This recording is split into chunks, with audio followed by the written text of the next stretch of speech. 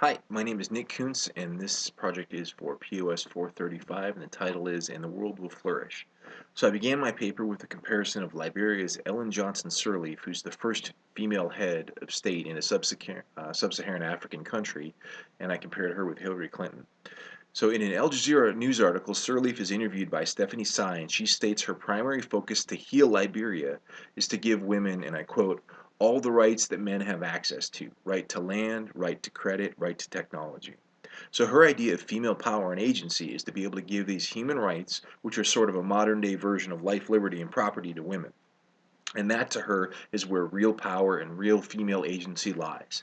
It's very capitalistic in the sense that money equals power.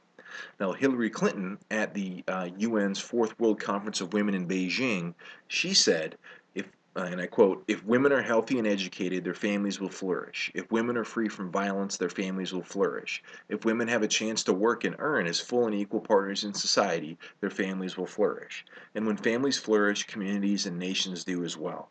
So the title of this paper, The World Will Flourish, is just sort of an extension of her progression. She essentially roadmaps the process of achieving equality. And in my mind, she's showing that all these basic needs need to be met before the real goal of political equality can be met. Now, she goes on to highlight that women are the largest victims of human rights abuses in the world, and that, and I quote, when women are excluded from the political process, they become even more vulnerable to abuse. So, my main argument of this presentation and Clinton's point is that women need to be represented directly. The power behind female agency rests with the idea that women are women's best advocates. So the two main positions I'm referencing here are the difference between Sirleaf and Clinton's positions. Sirleaf contends that tangible things such as land, money, and technology are important for increasing agency for women.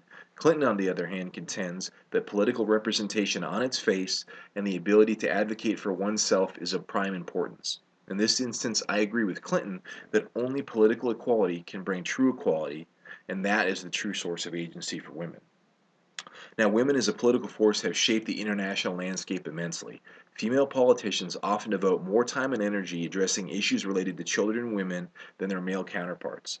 This is because, and I quote, women's unique experiences lead them to emphasize certain issues of special relevance to women. That's from Friedkin and Kenny, Changing Face of Representation.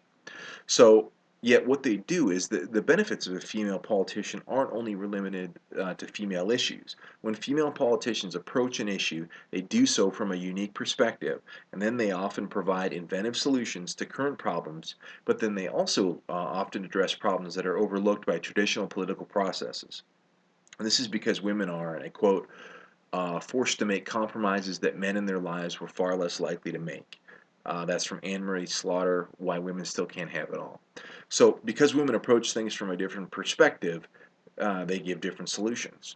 Now, women's political leadership is just as important. This is important because women guide and mentor the next class of female political candidates.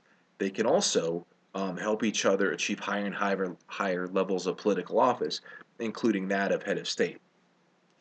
Now, and then additionally, attracting more women to politics itself is even more important. This additional influx of intelligent and well qualified political candidate can also increase the state of the nation.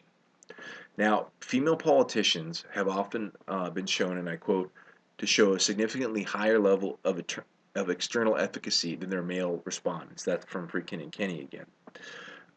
So basically, what female candidates do in office is arguably more important than their male counterparts. Because when females speak in office, people seem to listen. So all these loosely related forms of female agency, attention to women and children's issues, approaching problems from a unique perspective, uncovering overlooked issues, women helping women politically, and being recognized politically, they're all uniquely female agentic abilities. That being said, there are still some true problems that do persist that haven't been addressed in the last 20 years that contribute to excluding women from global politics. So there still seems to be a certain stigma that female candidates are not as electable as male candidates, particularly for higher office. Yet countless studies show that researchers are, and I quote, finding parity as well as some instances of female advantage in both primary and general elections. That's from Sanbun Matsu.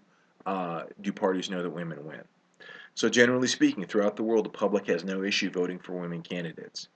Now, some of this is based on cultural barriers keeping women outside the upper echelons of society. Women have been historically excluded from the workplace in the United States, as well as other countries throughout the world. So at present, and I quote, 21 of the current Fortune 500 chief executives are women. That's from Cantor, a Titan's how-to on breaking the glass ceiling. That's a really low number. Now that is also kind of contributing to media bias, which gives female candidates much shallower news coverage than their male counterparts. So basically, the struggles of women throughout the world and the breakthroughs of women such as Sirleaf and Clinton remain integral to the idea that, and I quote, women's rights are human rights, which is from Clinton's speech, and the most important factor in gaining women's rights throughout the world is getting women elected to office, as only they can truly address these issues accordingly.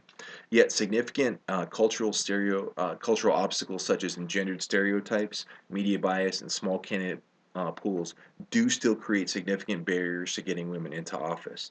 Yet once women do make the choice to run for office, they are just as successful at getting elected and passing legislation as men are. And then the final quote, this is from Mark Amsta's International Ethics.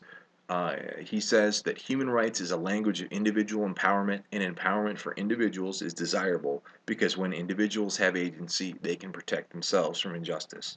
Thank you.